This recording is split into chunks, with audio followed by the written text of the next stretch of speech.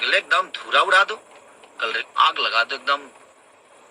Love you, YouTube को hang कर दो कल, ठीक है? तो जी नमस्कार दोस्तों, आखिर गर्दा उड़ा ही दिया है गाना बियाहवा बिहार में हुई। दोस्तों मुझे पता था कि खेसारी लाल यादव के ऑडियंस, जो कि आप लोगों ने इतना प्यार दे दिया, खेसारी लाल यादव आए थे लाइव और बोले थे लाइव आनकर कि यूट्यूब हैंग कर दीजिए। तो दोस्तों फाइनली दोस्तों हैंग हो गया है, जो कि आप देख सकते हैं।